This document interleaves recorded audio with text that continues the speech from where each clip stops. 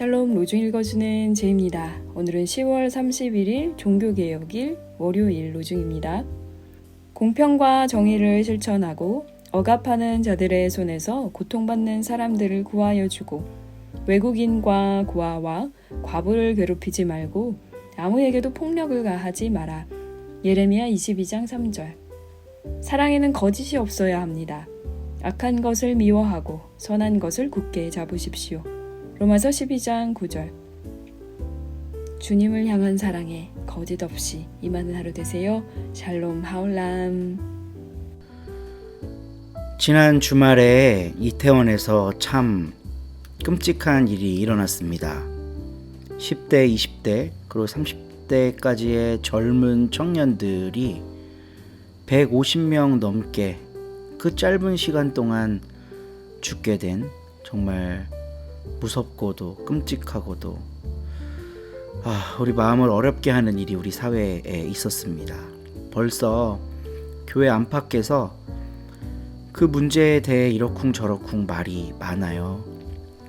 할로윈을 하는 게 맞느냐부터 시작해서 요즘 젊은이들의 문화가 너무 소비향락 문화다, 이런 이야기들까지 왕왕 들리고 있고요. 근데 그냥 그런 이야기 좀 나중에 하고 애도부터 하는 게 먼저 아닐까 하는 생각을 합니다. 오늘 우리가 함께 읽은 로중 본문 예레미야 22장 3절은요. 공평과 정의를 실천하고 억압하는 자들의 손에서 고통받는 사람들을 구하여 주고 외국인과 고아와 과부를 괴롭게 하지 말고 아무에게도, 전 이게 정말 중요한 대목이라고 보는데요, 폭력을 가하지 마라. 너무 쉽게 말로 폭력을 가하는 세상, 누군가를 쉽게 판단하고 규정하고 그런 일들이 아무것도 아닌 것 같은 이 세상 속에 애도가 상실돼 가고 있습니다. 오늘 우리 지난 참사 이후 3일째를 맞아서요, 로중을 묵상하는 우리 서로 공동체 모든 지체분들께 간곡히 요청합니다. 애도하는 시간 보내기를요.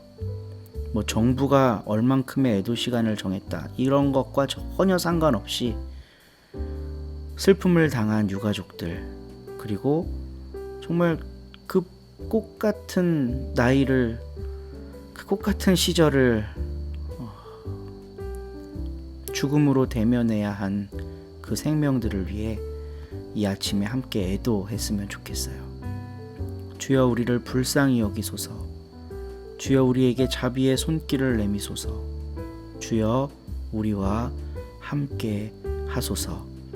기도하는 오늘 하루 되기를 간절히 소망합니다. 오늘 함께 읽을 새 한글 성경 본문은 요한복음 6장이고요. 홍승만 목사님이 낭독해 주십니다.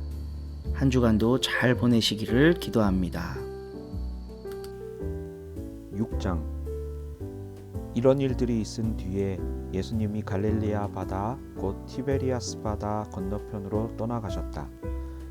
큰 무리가 예수님을 따라가고 있었다. 예수님이 아픈 사람들을 상대로 해 보이곤 하셨던 징표들을 그들이 눈여겨보고 있었기 때문이다. 예수님이 산으로 올라가 제자들과 함께 거기에 앉으셨다. 넘는 명절, 유월절, 곧 유대아 사람들의 명절이 가까웠다. 예수님이 눈을 들어 바라보시니 큰 무리가 자기한테로 오고 있다. 그래서 필립한테 말씀하신다. 이 사람들이 먹을 빵을 우리가 어디서 사야 할까요? 이 말씀을 하신 것은 필립을 떠보시려는 것이었다. 예수님 자신은 자기가 무엇을 하실지 알고 계셨던 것이다. 필립이 예수님께 대답했다. 200데나리온어치 빵이 있어도 그들에게 충분하지 않습니다. 저마다에게 조금씩만 돌아가게 하려고 해도요. 제자들 가운데 하나인 안드레 곧 시몬 베드로의 형제가 예수님께 말씀드린다.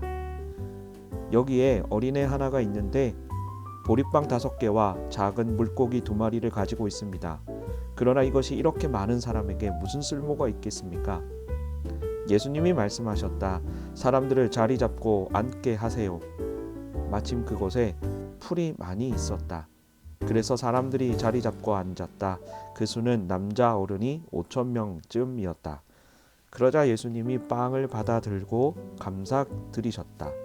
그러고는 자리 잡고 앉아 있는 사람들에게 나누어 주게 하셨다. 작은 물고기들로도 같은 일을 하셨다. 사람들이 바라는 만큼씩 나누어 주게 하셨다. 사람들이 배불리 먹었을 때 예수님이 제자들에게 말씀하신다. 먹고 남은 조각들을 모으세요. 조금 더 버려지는 것이 없도록 하세요. 그래서 제자들이 남은 조각들을 모아서 그것들로 광주리 12를 가득 채웠다. 보리빵 5개에서 사람들이 먹고 남긴 조각들이었다. 그러자 사람들은 예수님이 해 보이신 징표를 보고서 말했다. 이분이야말로 참으로 세상에 오실 그 예언자시다. 그러므로 예수님은 사람들이 금방이라도 와서 자기를 억지로 데려가 임금으로 삼으려는 것을 알아차리셨다. 그래서 예수님은 혼자서 다시 산으로 물러나셨다. 날이 저물자 제자들이 바다로 내려갔다. 그리고 배에 올라타 바다 건너편 가버나움으로 가고 있었다. 이미 어둠이 짙어졌다. 그런데 예수님은 아직 그들한테로 와 계시지 않았다. 게다가 큰 바람이 불어 대고 있어서 바다가 심하게 출렁거렸다. 그들이 대략 5 또는 6km쯤 노를 저어갔을 때였다. 제자들이 눈여겨보니 예수님이 바다 위로 걸어서 배 가까이에 계신다. 그들은 두려워했다. 그러자 예수님이 그들에게 말씀하신다. 나예요, 나. 두려워하지 마세요. 제자들은 예수님을 배 안으로 맞아들이려 했다. 그런데 배는 곧바로 그들이 가고자 하던 땅에 닿았다. 그 다음 날이다. 바다 건너편에 서 있던 무리가 본 바로는 작은 배 한 척 말고는 다른 배가 거기 없었다. 그리고 예수님은 제자들과 함께 배에 오르지 않으셨고 제자들만 떠났다. 한편 다른 작은 배들이 티베리아스에서 와서 예수님이 감사드리신 뒤에 그들이 빵을 먹었던 장소 가까이에 닿았다. 그런데 무리가 보니 예수님도 거기에 계시지 않고 제자들도 없었다. 그러자 그들은 작은 배들에 올라타고 가버나움으로 갔다. 예수님을 찾아 나선 것이었다. 바다 건너편에서 예수님을 찾아냈을 때 그들이 말했다. 랍비님, 언제 여기로 오셨습니까? 예수님이 대답하셨다. 아멘, 아멘. 여러분에게 말합니다. 여러분이 나를 찾는 것은 징표들을 보았기 때문이 아니라 빵을 먹고 배불렀기 때문입니다. 썩어 없어지는 음식이 아니라 계속 남아있어 영원한 생명에 이르도록 하는 음식을 위해 일하세요. 인자가 여러분에게 주실 음식 말입니다. 인자를 인증해 주신 분은 아버지 하나님이시니까요. 그러자 그들이 예수님께 여쭈었다. 우리가 뭘 해야 할까요? 하나님 일을 하기 위해서는요. 예수님이 대답하셨다. 이것이 하나님의 일입니다. 곧 그분이 보내신 일을 믿는 것입니다. 그러자 그들이 말씀드렸다. 랍비님이 직접 해 보이시는 징표는 무엇입니까? 우리가 보고 랍비님의 말씀을 믿도록 말이에요. 무슨 일을 하고 계십니까? 우리 조상들은 만나를 먹었습니다. 광야에서요. 성경에 이렇게 적혀 있는 대로지요. 빵을 하늘로부터 그들에게 주셔서 먹게 하셨다. 그러자 예수님이 그들에게 말씀하셨다. 아멘, 아멘. 여러분에게 말합니다. 하늘로부터 그 빵을 여러분에게 준 것은 모세가 아닙니다. 하늘로부터 그 참된 빵을 여러분에게 주시는 분은 내 아버지이십니다. 하나님의 빵은 하늘로부터 내려와서 세상에 생명을 주는 빵이니까요. 그래서 그들이 예수님께 말씀드렸다. 주님, 우리에게 이 빵을 늘 주십시오. 예수님이 그들에게 말씀하셨다. 나야말로 생명의 빵입니다. 나한테 오는 사람은 절대로 배고프지 않을 겁니다. 나를 믿는 사람은 절대로 목마르지 않을 겁니다. 단 한 번이라도요. 그러나 내가 여러분에게 말했지요. 여러분은 나를 보기까지 했으나 믿지 않고 있어요. 아버지께서 나에게 주시는 것은 다 나한테 올 겁니다. 그리고 나한테 오는 사람을 나는 절대 밖으로 내쫓지 않을 겁니다. 내가 하늘에서 내려와 있는 것은 나의 뜻을 실행하기 위해서가 아닙니다. 나를 보내신 분의 뜻을 실행하기 위해서입니다. 그런데 나를 보내신 분의 뜻은 이것입니다. 나에게 주신 모든 것을 내가 하나도 잃어버리지 않고 그것을 마지막 날에 다시 일으켜 세우는 겁니다.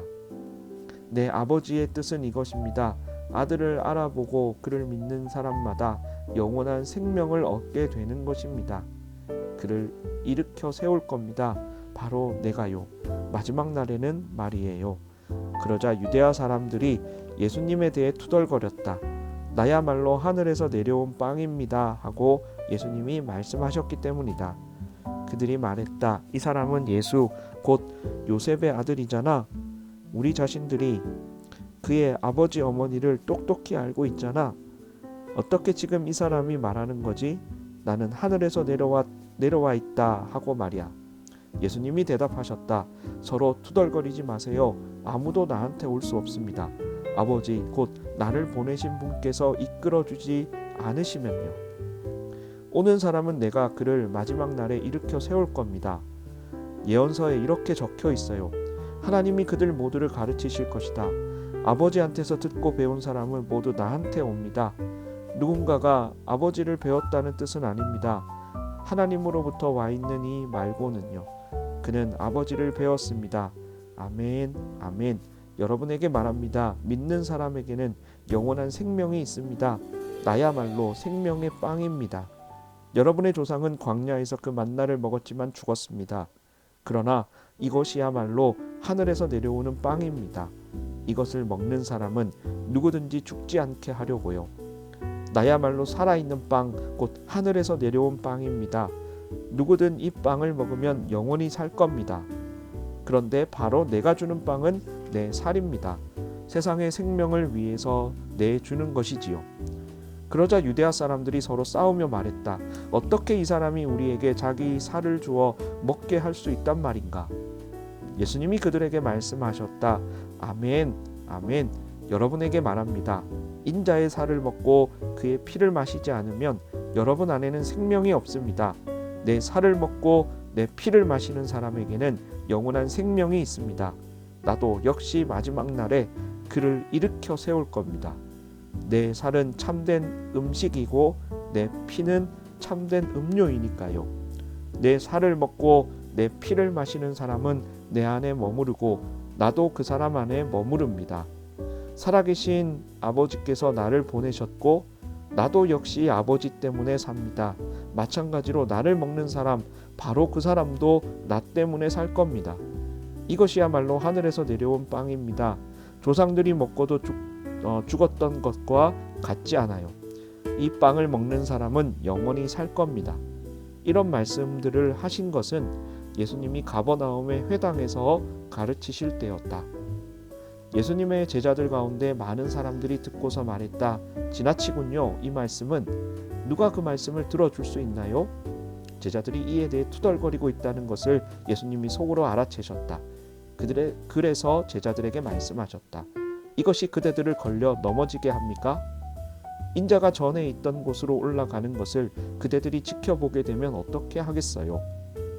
영이 살게 해주는 것이지 육은 아무런 쓸모가 없습니다.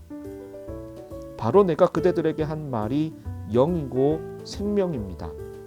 그러나 그대들 가운데 믿지 않는 사람이 몇 명 있습니다.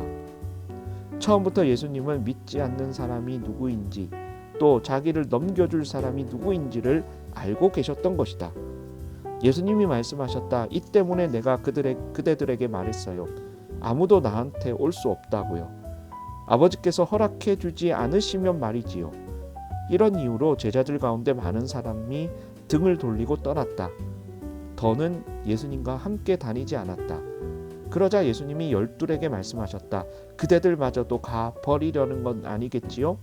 시몬 베드로가 대답했다. 주님, 저희가 누구한테로 떠나가겠습니까? 영원한 생명의 말씀이 주님께 있습니다. 저희야말로 믿었고 또 알았습니다. 바로 주님이 하나님의 거룩한 분이시라는 것을요. 예수님이 대답하셨다. 내가 직접 그대들 12를 선택하지 않았나요? 그런데 그대들 가운데 한 명은 마귀입니다. 예수님은 유다 곧 가룟 사람 시몬의 아들을 두고 말씀하시는 것이었다. 이 사람이 머지않아 예수님을 넘겨주게 될 것이기 때문이다. 유다는 12 가운데 한 명이었다. 아멘.